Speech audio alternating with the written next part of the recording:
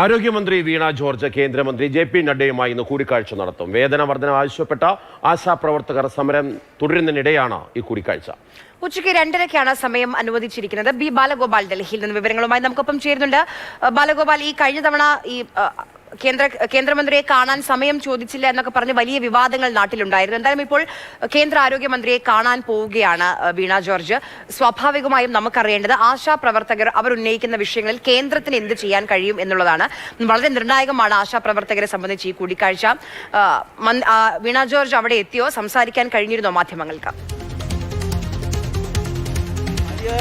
വീണ George അല്പസമയം മുമ്പ് ഡൽഹി അന്താരാഷ്ട്ര വിമാനത്താവളത്തിൽ എത്തിച്ചേർന്നിട്ടുണ്ട്. അവർ ഏതാനും നിമിഷങ്ങൾക്കുള്ളിൽ ഞാൻ ഈ നിൽക്കുന്ന കേരള ഹൗസിൽ എത്തിച്ചേരുമെന്നാണ് അറിയിച്ചിട്ടുള്ളത്.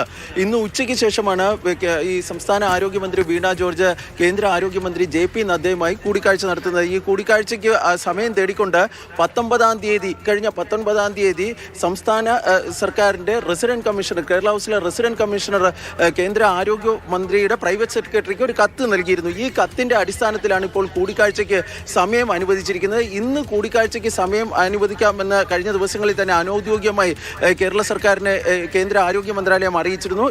ഇന്നലെ വൈകിട്ടാണ് ഇത് സംബന്ധിച്ചുള്ള ഒരു അന്തിമ തീരുമാനമുണ്ടായിരിക്കുന്നത്. തുടർന്ന് ഇന്ന് ഉച്ചയ്ക്ക് പാർലമെന്റിൽ വെച്ചായിരിക്കും ഈ കൂടിക്കാഴ്ച നടത്തുക എന്നാണ് നമുക്ക് ലഭിക്കുന്ന ഏറ്റവും പുതുതായി ലഭിക്കുന്ന വിവരം. ഈ കൂടിക്കാഴ്ചയുടെ അജണ്ട സംബന്ധിച്ച് നമുക്ക് കൃത്യമായ ഒരു ധാരണയില്ല. പക്ഷേ ആശാ വർക്കർമാരുടെ സമരം നടക്കുന്ന സാഹചര്യത്തിൽ അതുൾപ്പെടെയുള്ള വിഷയങ്ങൾ ചർച്ച ചെയ്യാനാണ് നേരത്തെ സംസ്ഥാന ആരോഗ്യമന്ത്രി, കേന്ദ്ര ആരോഗ്യമന്ത്രിയുടെ സമയം തേടിയിരുന്നത്.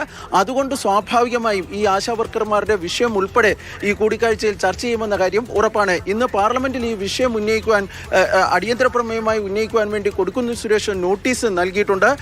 ഈ വിഷയം സജീവമായി പാർലമെന്റിൽ ഉന്നയിക്കുവാൻ വേണ്ടി കേരളത്തിലെ എംപിമാർ തീരുമാനിക്കുകയും ചെയ്തിട്ടുണ്ട്. കാരണം ഈ ആശാ വർക്കർമാരുടെ സമരം 51 ദിവസം പിന്നിട്ടിരിക്കുകയാണ്. ആ സാഹചര്യത്തിലാണ് പാർലമെന്റിൽ ഈ വിഷയം ഉന്നയിക്കുന്നത്. ഏതായാലും 2:30 കേരളം ഉറ്റുനോക്കുന്ന അതിനിർണായകമായ ചർച്ച ഡൽഹിയിൽ നടക്കുന്നതായിരിക്കും. ശരി.